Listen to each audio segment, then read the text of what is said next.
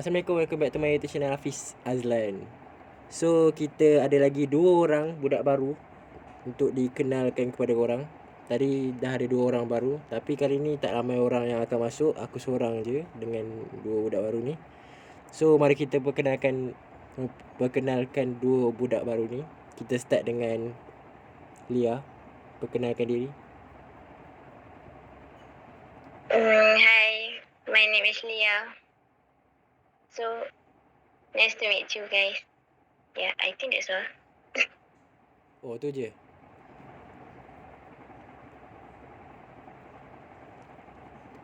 Okey, yang kedua, Mel. Sila perkenalkan diri.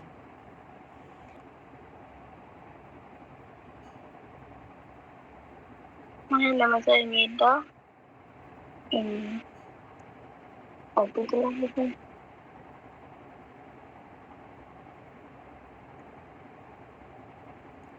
Nama apa tadi? Melda? Meda, boleh panggil Mel. Oh, boleh panggil Mel. Okey, mungkin diorang malu sikit sebab sepatutnya kena umur sekali, tapi tak apalah. Okey, sekarang ni aku nak bagi soalan kat korang. Sepatutnya ahli-ahli lama yang akan bagi soalan, tapi disebabkan diorang semua busy, aku yang akan bagi soalan. Aku akan bagi soalan kat Lia dulu. Lia, sila on mic. Soalan pertama untuk Lia Okey, tim kan ada 4 kan? Okay. Tim ada 4 dan engkau akan pilih antara 2. Tim yang ada orang noob dan ada orang pro. Manakah yang kau akan pilih?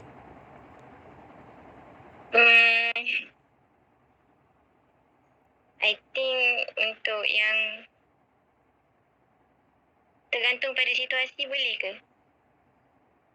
Tak, aku nak jawapan antara 2 tu je.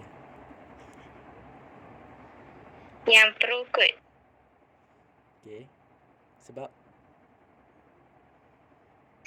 match my gameplay, I think. okey, thank you. Okay, thank you.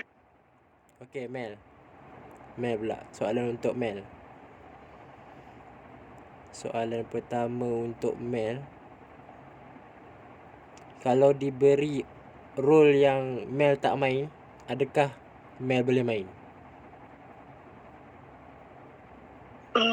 InsyaAllah Mel cuba. Tapi Mel rasa boleh je main. Okay, thank you.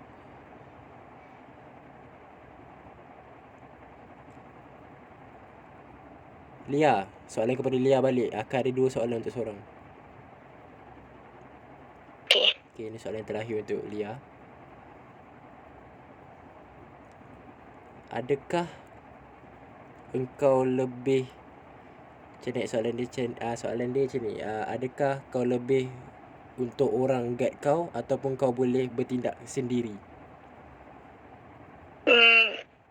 Boleh bertindak sendiri. Okay, thank you. Ya. Okay, untuk Mel, soalan yang sama juga.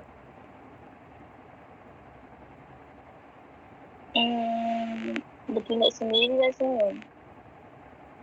Okay, thank you.